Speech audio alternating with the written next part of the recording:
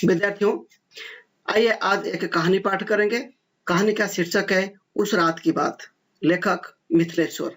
मिथिलेश्वर का जन्म 21 दिसंबर 1950 को बिहार के भोजपुर जिले के बैसाडीह नामक गांव में हुआ। हिंदी साहित्य में मुख्यतः 77वीं पीढ़ी से संबंध प्रमुख कथाकार हैं।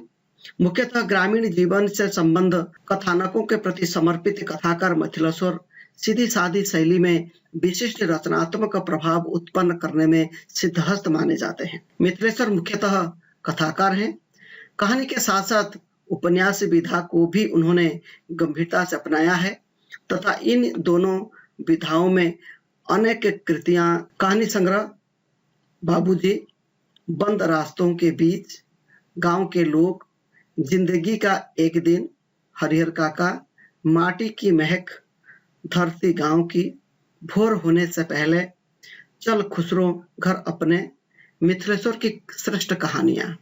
उनके भी कुछ उपन्यास हैं। झुनिया, युद्ध स्थल, प्रेम न बाड़ी उपजे, यह अंत नहीं, सुरंग में सुबह, माटी कहे कुम्हार से। इसके साथ साथ भी उन्हें कई पुरस्कारों से भी सम्मानित किया गया था। विद्यार्थियों, आइए अब कहानी पाठ करेंगे उस रात की बात। कहानी पाठ करने से पहले मैं आपको कुछ बताना चाहूंगा। पाठ में लेखक के घर एक बुढ़िया अपने बेटे के इलाज के लिए कुछ रुपए मांगने आती है, पर लेखक ने उसे भिखारी समझकर 2-4 पैसे देने को कहा, जिसे उसने नहीं लिया क्योंकि बुढ़िया ईमानदार थी। अपने बेटे के इलाज के लिए कुछ सहायता मांगने आई थी। वो कोई भिखारी नहीं थी और सहाय की स्थिति में वो मांग रही थी। लेखक के व्यवहार से बुढ़िया निराश होकर वापस चली जाती है। फिर एक रात ऐसी घटना घटी कि बुढ़िया के परिवार ने लेखक को मानवता का पाठ पढ़ा दिया और लेखक का व्यवहार पूरी तरह से बदल गया। तो उस कहानी को अभी पाठ करेंगे। जिंदगी में कभी कभी ऐसी अनहोनी घटना घट जाती है जो आदमी के आचार विचार को बदल डालती है। मेरे साथ भी ऐसा ही हुआ। उस घटना को मैं कभी भूल नहीं पाता। तो ये घटना लेखक के साथ घटी थी और उस घटना को लेखक कभी नहीं भूल पाए और उसी अनहोनी घटना के चलते लेखक का व्यवहार पूरी तरह से बदल गया था। तो कौन सी घटना है, आइए आगे चलकर देखते हैं। एक दिन मैं अपने परिवार के साथ आराम कर रहा था। कौन आराम कर रहे थे? लेखक आराम कर रहे थे। तभी दरवाजे पर किसी की आहट सुनाई दी। किसी की आहट? एक बुढ़िया की आहट। मैंने बाहर जाकर देखा, मैले कपड़ों में एक बुढ़िया खड़ी थी जो कि चेहरे से भिखारी लग रही थी। लाल रंग का कागज का टुकड़ा मेरी ओर बढ़ाती हुई बिलख कर रो उठी। मेरा बेटा बहुत बीमार है, डॉक्टर ने बहुत महंगी दवा लिखी है, मेरे पास पैसे नहीं है, कुछ सहायता कर दीजिए, भगवान आपका भला करेगा। ऐसा कहकर बुढ़िया बिलख बिलख कर रोने लगी क्योंकि बुढ़िया असहाय थी और बुढ़िया की अवस्था को देखकर लेखक समझ गए कि ये बुढ़िया शायद नौटंकी कर रही है। वो गरीब है, भिखारिन है और पैसे ऐंठने के लिए इस प्रकार अभिनय कर रही है। मैं समझ गया कि यह भीख मांगने का बहाना है।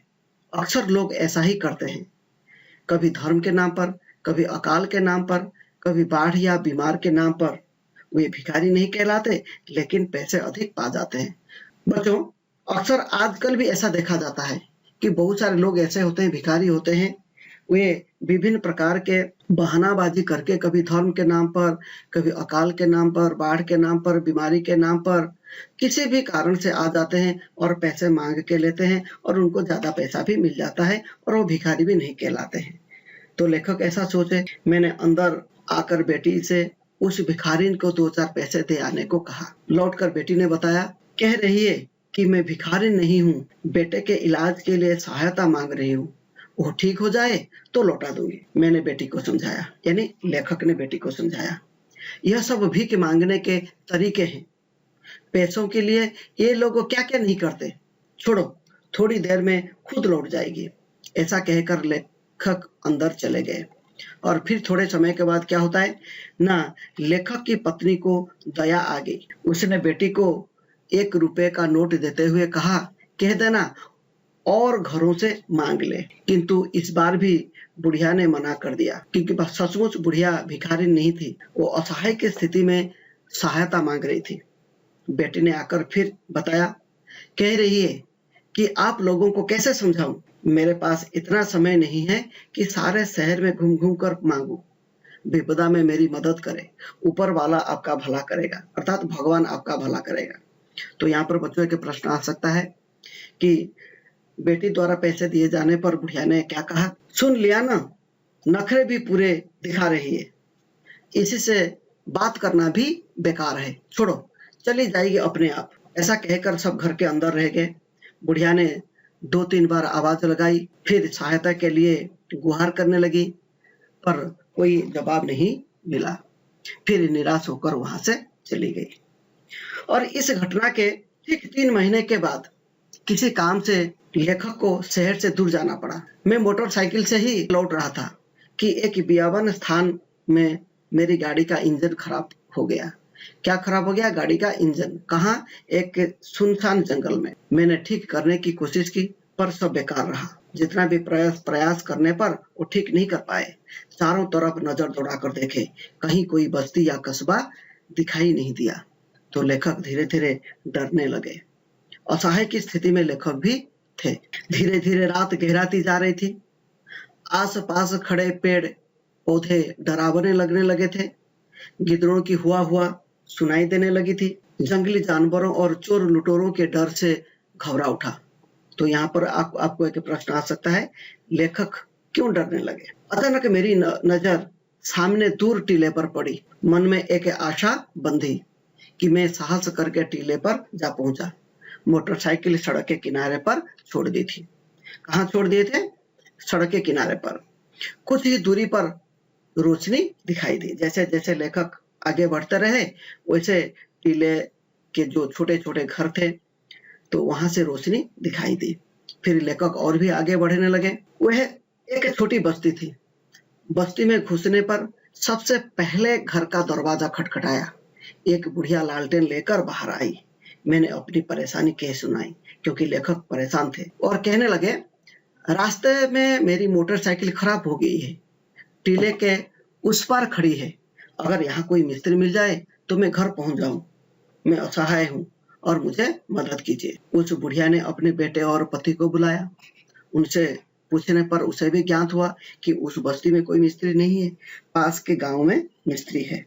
उन्होंने कहा कि उस बस्ती में कोई मिस्त्री नहीं है, पास के गांव से सुबह उनका बेटा बुला लाएगा।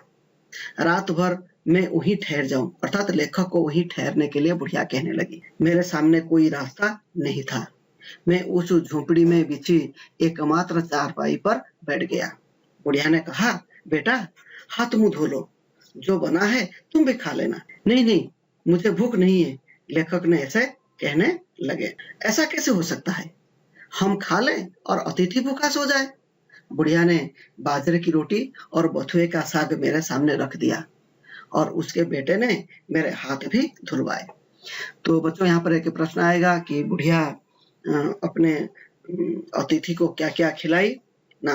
बाजरे की रोटी और बथुए का साग। हाथ किसने धुलवाए? लेखक के बेटे ने। फिर क्या होता है आगे देखिए। खाना खाते हुए लालटेन की रोशनी में बुढ़िया को ध्यान से देखा। देखते ही मैं सन्न रह गया। यह तो वही बुढ़िया जो सहायता मांगने मेरे दरवाजे पर आई थी। बातचीत से पता लगा कि उसका यही लड़का अस्पताल में था। मैंने बड़ी मुश्किल से रोटी निगली। मन ही मन मैं उस दिन के व्यवहार पर लज्जित हो रहा था। तो लेखक जो व्यवहार उस बुढ़िया के साथ किए थे, उसी व्यवहार के चलते अभी लज्जित हो रहे हैं। गर्मी की रात थी। बुढ़िया, उसका पति, बेटा जमीन पर सोए, लेकिन मेरे लिए उन्होंने चारपाई बिछा दी। उनके इस भले व्यवहार ने मुझे और भी लज्जित कर दिया। इतने सुंदर व्यवहार को देखकर लेखक और भी लज्जित हो गए। सोचते सोचते न जाने कब मेरी आंख लग गई। तो लेखक की आंख लग गई। सुबह मेरे उठने से पहले ही उसका बेटा मिस्त्री को बुला लाया, और मिस्त्री ने घंटे भर में मेरी मोटरसाइकिल ठीक करा दी। और इस बीच बुढ़िया ने मेरे बार बार मना करने पर भी चाय तैयार कर दी। चलते समय मैंने बुढ़िया के हाथों में कुछ रुपए देने की कोशिश की, क्योंकि पहले से तो लेखक शर्मिंदा हो चुके थे और उनको पछतावा हो रहा था कि मैं असहाय की स्थिति में बुढ़िया को वहां से निराश वापस भेज दिया था, और अब बुढ़िया ही अपनी जेब से पैसा खर्चा करके उनकी गाड़ी को भी ठीक करा दी, और इसीलिए कुछ पैसे देने के लिए कोशिश करने लगे। लेकिन उसने मना कर दिया और कहा, हमने पैसों के लिए आपकी मदद नहीं की, हम गरीब जरूर हैं पर हमारा दिल गरीब नहीं है। तो कहते हाँ, यानी बुढ़िया कह रही है कि वो गरीब है परंतु दिल गरीब नहीं है, क्योंकि वो मदद करने के लिए हमेशा तैयार रहते हैं। मैं वहां से चल पड़ा और बुढ़िया और उसके परिवार के प्रति मेरे मन में आदर का भाव और भी बढ़ गया। बच्चों, यहाँ पर और भी एक प्रश्न आएगा कि बुढ़िया और उसके परिवार के प्रति लेखक के मन में आदर का भाव क्यों बढ़ने लगा, और फिर और भी एक प्रश्न है कि लेखक को क्यों पछतावा होने लगा, लेखक को क्यों लज्जित होना पड़ा। इस प्रकार भी प्रश्न आ सकते हैं। मुझे अपने किए पर पछतावा हो रहा था। बुढ़िया और उसके परिवार ने मुझे मानवता का पाठ पढ़ाया था, तो मैंने तभी सोच लिया था कि उसके पढ़ाए पाठ पर मैं जीवन भर अमल करूंगा। तो बच्चों, यहाँ पर भी प्रश्न आएगा कि बुढ़िया और उसके परिवार वालों ने लेखक को कौन सा पाठ पढ़ाया और लेखक अपने जीवन में क्या करने के लिए निर्णय लिए। इस प्रकार के प्रश्न भी आपको आ सकते हैं। तो बच्चों, ये सबसे बढ़िया और बहुत अच्छी कहानी है। इसमें से हमें परोपकार करने, दूसरों को मदद करने, असहाय व्यक्ति के दुख दर्द को समझने और जरूरतमंदों की मदद करने, तो ये सब काम करने के लिए हमें प्रेरणा मिलती है। और इस कहानी के बाद आइए हम कुछ प्रश्नोत्तर करें। बच्चों देखिए, इस पाठ के अध्ययन के उपरांत हम कुछ बोध प्रश्नोत्तर देखेंगे। तो ये आपके सामने बोध प्रश्न रहा। दरवाजे पर कौन खड़ा था? एक बुढ़िया ने लेखक से क्या कहा? मेरा बेटा बहुत बीमार है। तो इसी प्रकार सारे बोध प्रश्न दिए गए हैं और आपको बहु वैकल्पिक प्रश्न के रूप में भी ऐसा आ सकता है। इसको कॉपी में लिखना है, अच्छी तरह से याद करना है। और भी कुछ प्रश्न है तो इसे भी लिखना है, सभी प्रश्न लिखना है और उसको कंठस्थ करना है। और कुछ 2 अंक और 3 अंक के लिए भी आपको प्रश्न पूछे जा सकते हैं।